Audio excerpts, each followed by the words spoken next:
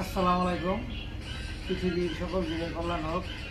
পয়লা বৈশাখ উপলক্ষে পান্তা ইলিশ তো নাই, পান্তা, কাঁচামরিচ আর পেঁয়াজ বলতে ভালোবেসে ডিম ভেজে দিচ্ছে, সবাই খাবো।